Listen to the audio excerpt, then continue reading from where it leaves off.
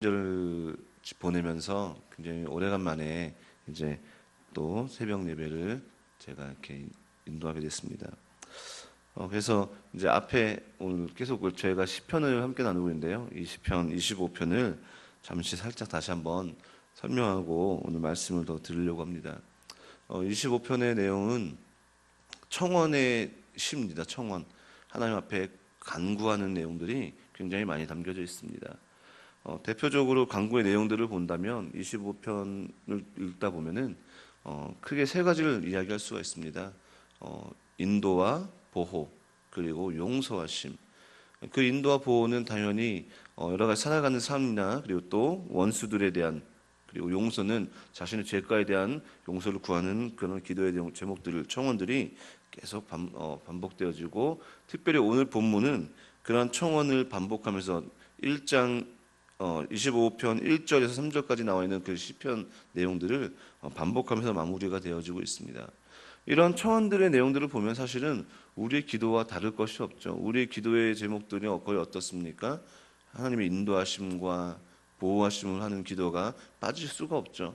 그리고 또 무엇이 있습니까? 여전히 방금도 우리가 주기도문으로 하나님 앞에 나아갔던 것처럼 왜 죄의 문제까지, 용서에 대한 문제도 여전히 들어있기 때문에 시편 25편 이 시를 읽으면서 보면은 우리의 상황과 우리의 기도의 내용과 어쩌면 그 긴 시간의 차이를 두고 이 다윗의 노래와 우리가 하는 기도가 이렇게 똑같을 수가 있을까라고 생각할 수가 있습니다.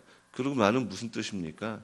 인간이라는 존재가 정말 왕 같은 다윗이나 평범하게 사는 우리의 인생은 똑같이 하나님의 인도하심과 보호하심, 그리고 여전히 우리는 죄와 가까웠기 때문에 용서가 필요하다는 것을 보여주고 있는 것이죠. 그래서 오늘 말씀은 앞전에 말씀드렸던 것처럼 1절부터 3절에 나오는 내용들이 비슷한 내용들이 열거되면서 이 노래가 마무리가 되어집니다. 오늘 19절 말씀 보면은 상황이 이렇습니다. 원수들이 많다고 합니다. 이 원수라고 한다는 거는 성경에서 이 원수라는 단어를 사용할 때는 특별히 고만고만한 상대를 이야기할 때에 원수라고 표현하지 않습니다. 그럼 원수를 사용할 때 어떤 거냐? 아주 강력한 상대. 그 강력한 상대가 나를 넘어뜨리고 잡아뜨릴 만한 상대를 이야기할 때에 원수라고 사용됩니다. 그러니까 내가 뭐 이길 만한 저거 그냥 한 주먹거리도 안 되는 것, 우습지도 않은 것, 그런 상대를 이야기할 때 원수라고 이야기하지 않습니다. 이 원수들이 있다고 하는데요. 오늘 19절 말씀 보면 그냥 있는 게 아니라 심이 많다고 이야기합니다. 심이 굉장히 많다는 거죠. 이 심이라는 것은 원어를 보면은 이렇게 표현됩니다. 맹렬한, 아주 그냥 강력한, 그리고 또 생명을 위협할 만한 아주 그냥 강력한, 이런 이야기입니다. 그러니까 그 자기의 생명을 위협할 만한 그 원수들이 너무너무 많다는 거죠. 그러니까 그냥 여기저기서 자기를 위협하고 자기 생명을 뺏어가려고 하는 그런 존재들이 늘 이 노래하는 자, 이 다윗의 주변에는 많았다고 합니다. 그리고 그들이 미워한다고 이야기합니다. 미워한다는 것. 성경에서는 특별히 예수님께서는 마태복음 5장 21절 이후에 나오는 그 율법을 산상수훈에서 그 예수님의 법이 새롭게 정비가 되지 않습니까? 거기서 나오는 살인에 대한 정의 속에서 형제를 향해서 미움을 가지고 있는 것도 살인이라고 했습니다.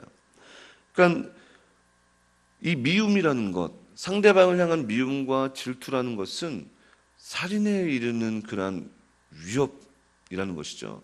그러니까 다윗이 이야기하는 그 원수들은 다윗을 심히 미워했고 또 다윗을 향해서 끊임없이 질투와 끊임없이 정쟁을 벌였다는 것을 알 수가 있는 것이죠. 우리의 삶은 어떻습니까? 우리의 삶도 지난 고난주간 때 말미에 우리 목사님께서 말씀을 하는 가운데 우리 주변에 원수들이 그렇게 많다고 이야기하지 않습니까? 그 원수가 누굽니까? 결국 그 원수들을 종용하고 그 원수들을 이끌고 그 원수들을 통해서 우리를 넘어뜨리려고 하는 세력이 사단 아닙니까? 우리 주변에는 끊임없이 우리의 원수들이 많다는 것이죠. 그 원수들이 지금은 우리와 친하고 지금은 우리와 즐겁게 웃음 대화를 나눌 수 있지만 순간순간 우리를 어렵게 하고 힘들게 하는 존재들이 늘 있지 않습니까? 그 존재들이 우리 가정에서도 있을 때도 있을 것이고요. 또 그 존재가 직장에서 또 사회에서 만나는 그 다양한, 그냥 칼 들고 우리 앞에 위협하는 존재가 원수가 되는 것이 아니라 이 원수는 상시 우리 가까이에, 우리 주변에 내 마음을 무너뜨리게 하는 일들이 늘 있다라고 하는 것입니다. 그게 우리의 현실이고 우리가 믿음을 가지고 살아가는 우리의 삶 가운데에 그냥 번번이 일어나는 그런 영적 전쟁에 우리가 그 안에 있는 것이죠. 다윗도 마찬가지였습니다. 다윗도 실제적으로 그는 인생 속에서 그를 실제로 죽이려고 하는 세력도 있었지만 더 무서웠던 것은 그의 영혼을, 그의 내면을 깨뜨리고 잡아뜨려 했던 그런 문제들이 더 무서웠던 것입니다. 그렇기 때문에 19절 20절 말씀 보니까 다윗은 이렇게 고백합니다. 내 영혼을 지켜달라고 이야기합니다. 그 원수들이 많을 때에 하나님 나를 좀 성 같은 단단한 곳에 세워주시옵소서, 나를 좀 방패로, 물론 이러한 시들도 많이 있지만 원수가 많을 때에 다윗이 고백했던 것은 내 영혼을 지켜달라고 이야기하는 겁니다. 실제로 자기의 몸과 자기의 어떤 상황이 아니라 영혼을 지켜달라는 겁니다. 그리고 계속 고백하고 있습니다. 내가 죽게 피하오니 수치를 당치 말게 하소서라고 고백합니다. 이 말을, 이 20절 말씀, 하반절 말씀을 원어로 좀 더 자세히 다시 풀면은 조금 내용이 바뀝니다. 어떻게 바뀌냐면요, 이렇게 바뀝니다. 하나님 나를 부끄럽게 하지 마시옵소서. 왜냐하면 제가 하나님께 피했기 때문입니다. 그러니까 조금 지금 우리가 읽었던 죽게 피하오니 수치를 당치 말겠소, 이 내용 비슷한 내용이지만 조금 느낌이 다르죠. 하나님 저를 부끄럽게 하지 마세요. 왜냐하면 제가 하나님께 피했기 때문입니다. 결국 무엇입니까? 이것도 믿음의 고백이거든요.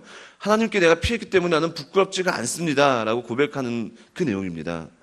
다윗은 그가 살아가는 가운데에 많은 수치와 많은 위협과 많은 어려움들이 있었지만 그는 그의 노래와 그의 삶 속에서 고백했던 것들이 무엇입니까? 목동 시절 때부터 하나님을 의지했기 때문에 고음이나 사자 위협에서도 자기는 자기의 양을 지킬 수도 있었고, 그리고 사울, 그리고 수없이 많은 대적들과 전쟁 속에서 그는 승리할 수 있었는데 그 이유가 무엇입니까? 하나님께 피했기 때문입니다.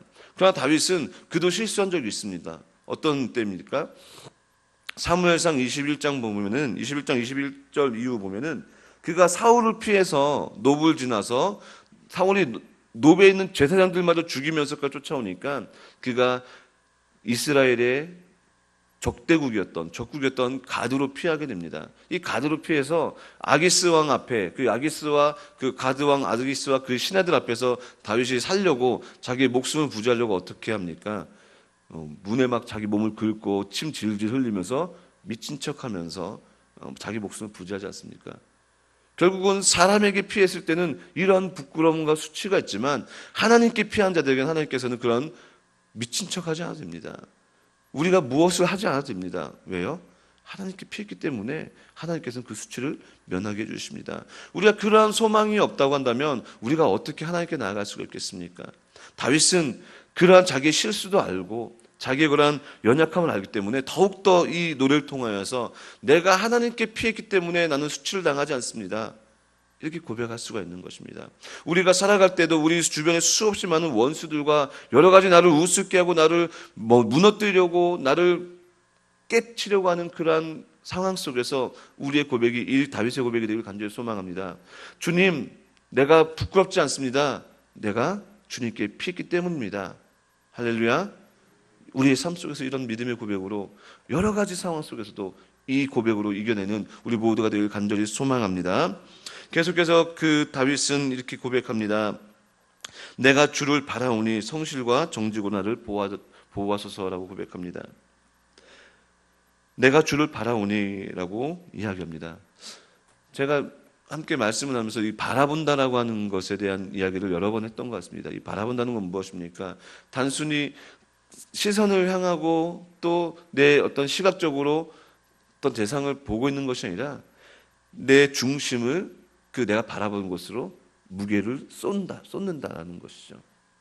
결국은 주를 바라본다라고 하는 건 무엇입니까? 단순히 하나님을 내가 본다는 것이 아니라 내 마음의 중심을 그 하나님께 쏟는다.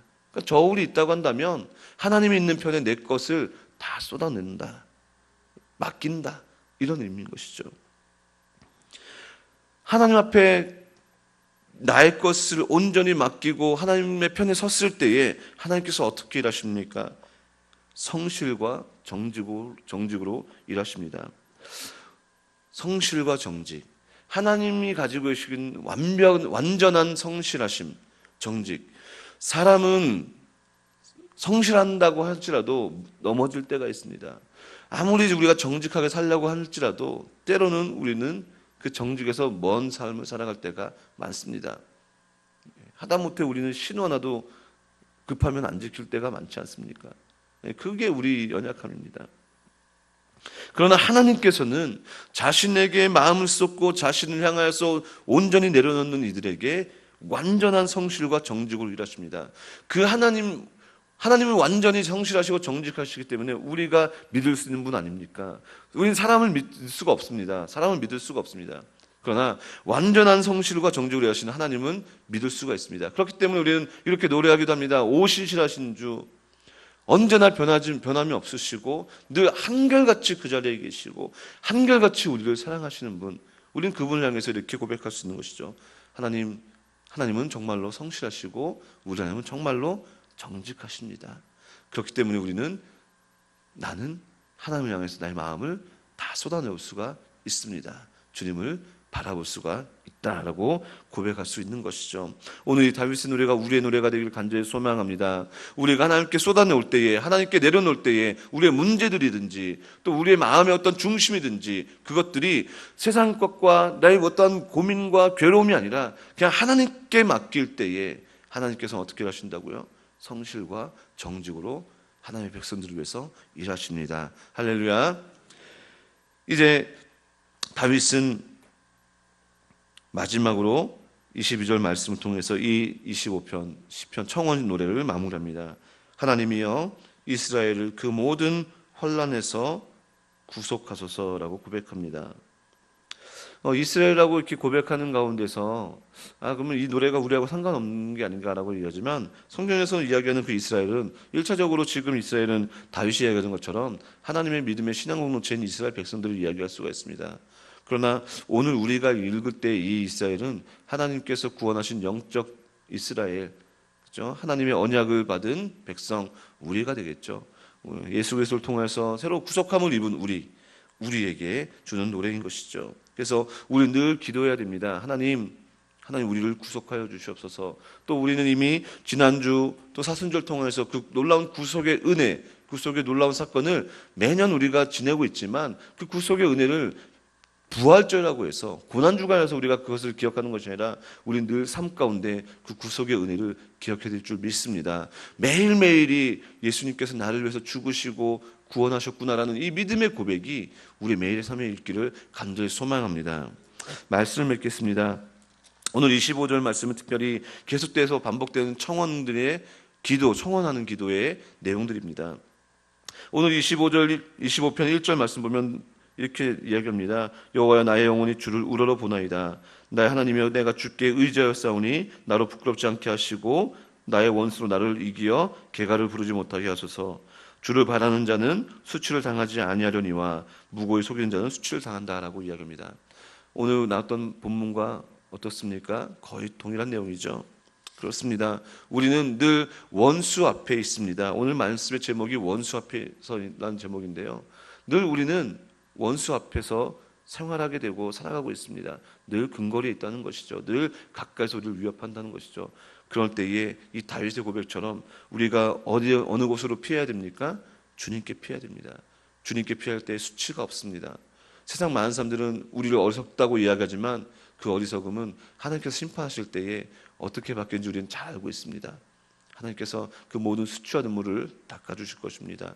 그리고 또 하나님께 바라보는 자, 하나님께 마음을 쏟고 하나님께 중심을 옮기는 자, 그들에게 정직과 성실로 일하시는 그 주님을 오늘 하루도 붙잡고 승리하는 우리 사랑교회 모든 성도님 되기를 간절히 소망합니다.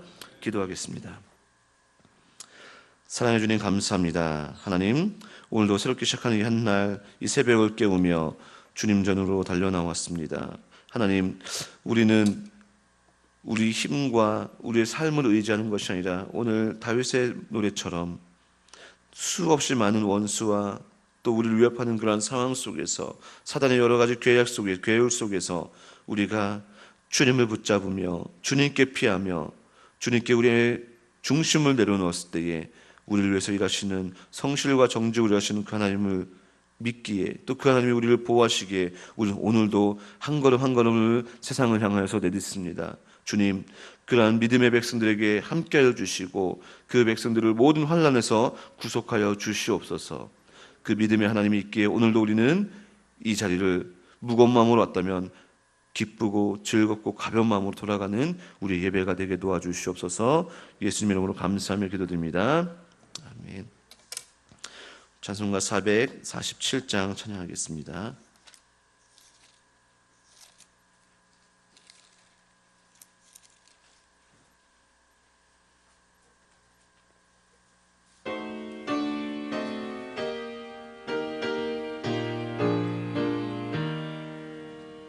오 신실하신 주 내 아버지여 늘 함께 계시니 두려움없네. 참고 날 지키시며 어제나 오늘이 한결같네. 오 신실하신 주, 오 신실하신 주, 날마다 자비를 베푸시며 일용할 모든 것 내려주시니 오 신실하신 주, 나의 구